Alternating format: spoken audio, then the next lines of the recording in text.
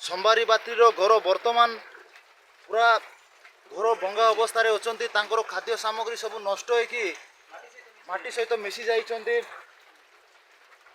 ଦେଖନ୍ତୁ ଅନ୍ରାଇଲରୁ ଭିଜୁଆଲ ବର୍ତ୍ତମାନର ପରିସ୍ଥିତି, ପ୍ରବଳ ବର୍ଷାକୁ ଲୋକ ଅସୁବିଧାର ସମ୍ମୁଖୀନ ହେଉଛନ୍ତି। ଦେଖନ୍ତୁ ଆହୁରି 2-3ଟା ଘର ଏଭଳି ଭାବରେ ଭଙ୍ଗା ଅବସ୍ଥାରେ ଅଛନ୍ତି।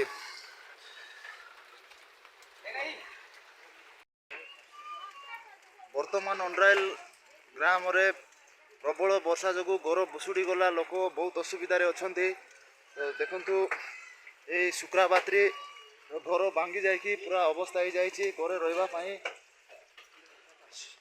କିଛି ନାହିଁ, ଘର ଭାଙ୍ଗିଗଲା।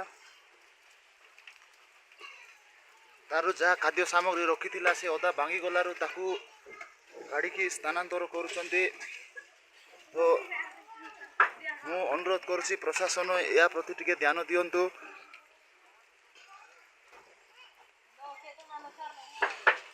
ଅଧା ଭୁଶୁଡ଼ି ଯାଇଛି, ଆଉ ଅଧା ଭୁଶୁଡ଼ି ଯିବାର ବହୁତ ସମ୍ଭାବନା ଅଛି।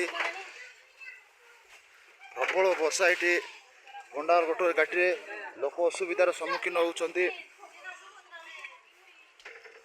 ବର୍ତ୍ତମାନ ଆଉ ଗୋଟେ ଘର ସେଇଭଳି ଅବସ୍ଥାରେ ଅଛନ୍ତି। ଶୁକ୍ରାବାତ୍ରୀର ଯେଉଁ ଭଳିଆ ଘର ଭାଙ୍ଗିକି ଅସୁବିଧାରେ ଅଛନ୍ତି, ତାର ସହିତ ଆଉ ଗୋଟେ ଘର ସମ୍ବାରୀ ବାତ୍ରୀ, ସ୍ୱାମୀର ନାଁ ସନିଆ ବାତ୍ରୀ, ସେ ଜଣେ ବିଧବା ମହିଳା, ତାଙ୍କର ଘର ଭାଙ୍ଗି ଯାଇକି ପୁରା ଅସୁବିଧାରେ ଅଛନ୍ତି। ତାଙ୍କର ଖାଦ୍ୟ ସାମଗ୍ରୀ ସବୁ ନଷ୍ଟ ହୋଇଯାଇଥିବାରୁ ସେମାନେ ବହୁତ ଦୁଃଖରେ ଅଛନ୍ତି।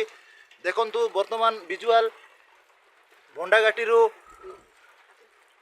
ଦେଖନ୍ତୁ ପ୍ରବଳ ବର୍ଷାରେ ସବୁ ପାଣି କାଦୁଆରେ ଘର ଅବସ୍ଥାରେ ଅଛନ୍ତି। ଏହା ପ୍ରତି ଟିକେ ପ୍ରଶାସନ ଧ୍ୟାନ ଦେଲେ ଭଲ ହେଇଥାନ୍ତା।